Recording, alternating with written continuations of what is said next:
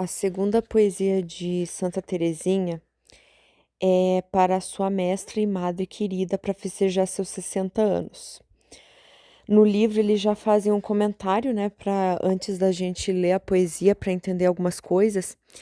E uma das figuras de linguagem que Santa Teresinha tanto ama é flor perfumada, para dizer uma alma plena de virtudes que conquista os corações para Deus.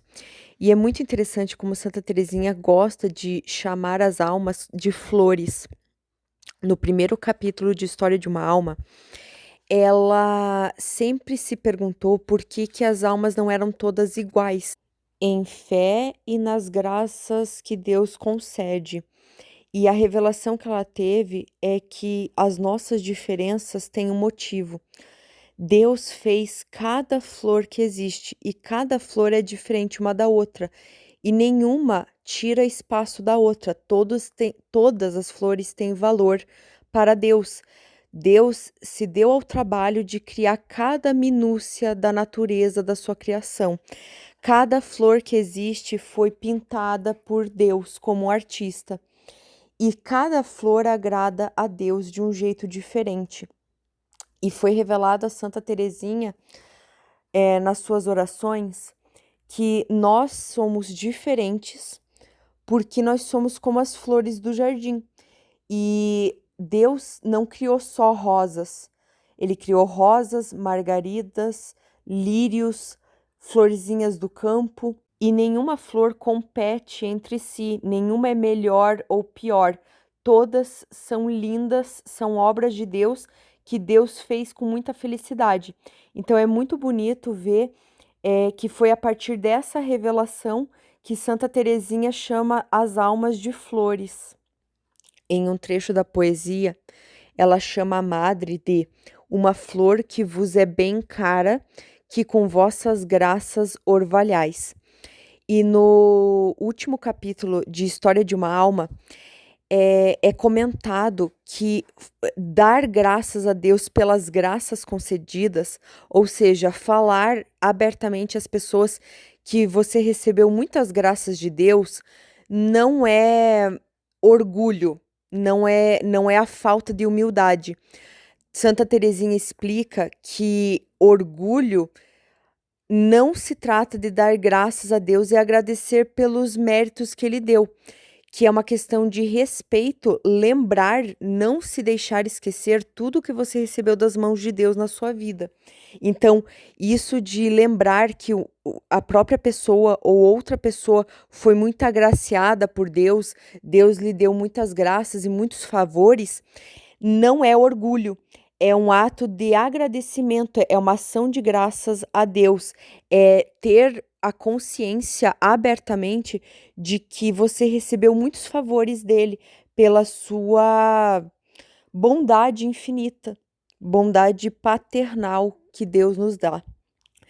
Em outra parte da poesia, ela fala da madre ser uma perfumada flor que ganhou para Jesus muitos corações e lhe colheu um belo feixe de flores. Então, de novo, essa menção de cada alma ser uma flor.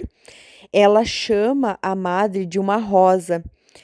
E é muito interessante como Santa Teresinha, ela sempre se vê de forma mais simples. Ela sempre vê, até no História de uma Alma, a madre como uma rosa ou como um pincel de trabalho, que é para pintar a tela inteira rapidamente, fazer o trabalho mais difícil, o trabalho de encantar outras almas. Realmente o trabalho mais árduo. E muitas vezes Santa Teresinha, mostrando a sua pequena via, sua infância espiritual, ela se coloca como uma florzinha do campo, que parece ser uma coisa mais simples, mas que ainda tem valor para Deus. Não tem a suntuosidade de um lírio ou de uma rosa. Então, por isso que é interessante, porque Santa Teresinha, em História de uma Alma, ela muitas vezes se compara a uma mera florzinha do campo. Mera no sentido de não ser tão suntuosa, cheirosa e chamativa como uma rosa. Então é interessante que ela chama a madre de rosa, de um pincel de trabalho que cobre de tinta uma tela enorme para Jesus, que é o artista que pega esse pincel e usa. Enquanto Santa Teresinha se coloca no lugar de uma florzinha do campo ou de um pincel minúsculo que é só para pintar pequenos detalhes. Que entra nisso da pequena via, da uma alma fraca, uma alma impotente. Que tudo que uma pequena alma pode fazer é se entregar a Deus por completo, porque só Deus consegue fazer coisas grandiosas numa alma tão pequena, simples, ignorante e impotente, como ela mesma diz. E ela termina a poesia desejando que a madre viva até pelo menos 80 anos de idade. E ela estava comemorando os 60 anos. E esse é o último comentário que eu quero fazer dessa poesia de Santa Teresinha, que tem um detalhe importante. No último capítulo de História de uma Alma, Santa Teresinha do Menino Jesus, ela já está bem doente e ela está sentindo que vai morrer. E uma irmã pergunta para ela se ela pede para morrer, para querer encontrar Jesus. E ela fala assim: eu não peço a morte nem a vida. Eu peço que seja feita a vontade dele. Eu me entrego por completo ao que ele decidir. E isso é um sinal de um abandono completo. E tem um sermão de São Bernardo de Claraval que ele fala exatamente disso, que me chamou muito a atenção, que às vezes quando a pessoa a pessoa pode tanto ter muito medo de morrer em algumas fases da sua vida, é uma pessoa que seja porque falta-lhe oração ou que ela realmente tem um apego muito grande à vida dela aqui na Terra, nessa vida, essa pessoa ela tem esse apego e ela tem muito medo de morrer e ela não quer morrer, no sentido de mesmo quando for a vontade de Deus, ela ainda tem uma restrição. E isso é até mais comum. O que eu nunca tinha parado para pensar, e São Bernardo cita, e de novo está aqui, é que também pode ser uma falha, digamos assim, no abandono a Deus, você também querer morrer. Querer morrer no sentido, ai, que Deus me leve logo, que eu quero ir para o céu com Ele e tudo mais. A gente fala muito do apego à vida terrena, mas São Bernardo de Claraval comenta num dos seus sermões que também chama a atenção uma pessoa que ela não quer fazer a vontade de Deus, ela quer ir logo para a terra, para o céu, para sua terra final, a sua pátria verdadeira e final. Então é muito interessante porque no último capítulo de História de uma Alma, Santa Teresinha, ela comenta que ela não deseja nem a morte nem a vida. Ela deseja que a vontade de Deus se faça plenamente nela.